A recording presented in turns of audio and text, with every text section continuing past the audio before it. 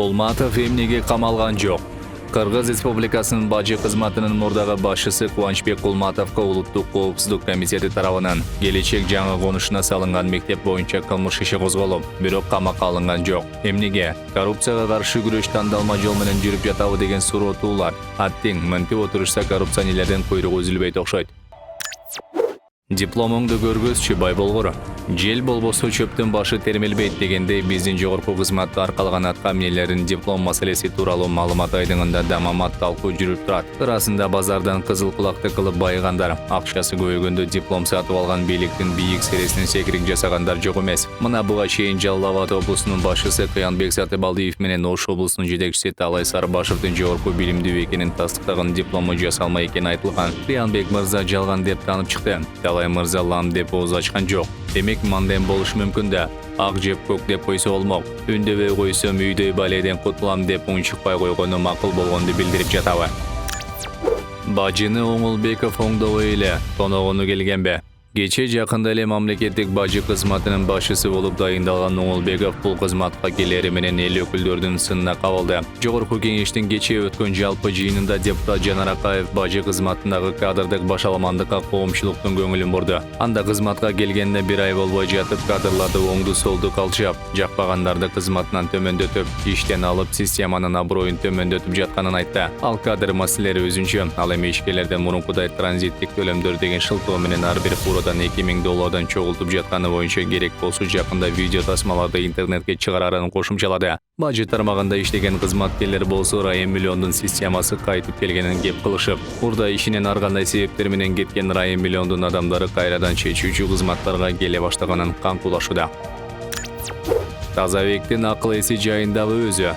Жогорку кеңештин дагы бир омбу депутаты Тазабек Икрамов жер-жерлерге, аймактарга бөлүнгөндөрдү 2 жылдан 7 жылга чейин соттотуш керек деген мыйзам долбоорун даярдаган эмиш. Эми мунусу кантип болсун? Ошондо адамдар кайсыл аймактан экендиктерин айта албай, сен оштуксуң, сен көлдүксүң, сен таластыксың деп койсо 7 жылга чейин соттолобу? Тазабектин акыл эси жайындагы өзү. Мындан башка деле орчундуу маселелерди чечип алса болмок экен. Деңгээли төмөн депутаттардан качан арылабыз деген.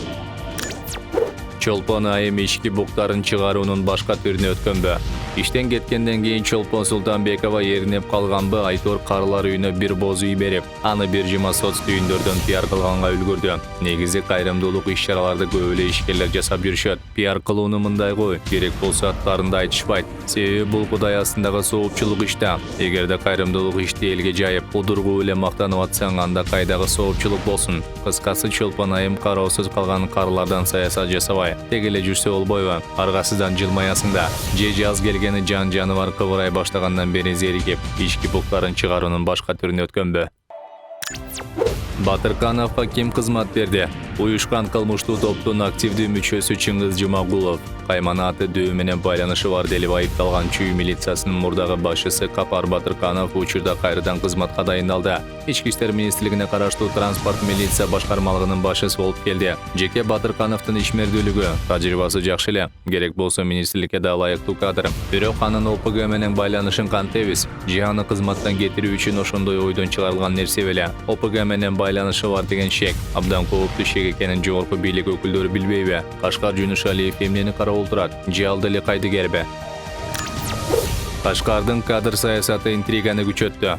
Ички иштер министри Кашкар Жунушалиев кадрдык дайындоолордон чоң каталарды кетирип баштады. Баягы эле милицияны ичинен ириткендер чоң кызматтарга дайындалып, интрига мурдагыдан да ашыкча күч алды. Өздүк курам арасында нааразы пикирлер аябагандай көп айтыла баштады. Президент Жээнбеков чоң ишеним көрсөтүп алып келгенден кийин ишеничти актап, кадрдык дайындоолордон ката кетирбеси болмок. Бул кебетеси менен алыска барбайт окшоп калды. Тилекке каршы Кашкар Жунушалиев ОПГга каршы күрөш жүргүзө албайт. ОПГга каршы согуш баштоо үчүн чоң жүрөк керек, анан эрк керек. Эмитен кадрдык башаламандыктарга жол берип жатса, эртеңкиси эмне болот? Айтор кыргыз милициясынын жакын арада бага ачылбайт окшоп калды.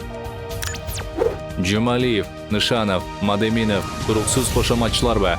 Түндүк түштүк альтернативдүү жолу курулуп баштаганда бир болчу депутат Кубанычбек Жумалиев демилге көтөргөн. Дал ушул жолу Алмазбек Атамбаевдин ысымын ыйгаруу боюнча кийин атамекенчи Сайдулла Нышанов лидери Текебаев түрмөдө жатса, кычашкандай кылып Атамбаевга кыргыз эл баатыры намын берүүнү узанып, максатына жарым-жартылай жеткендей болгон.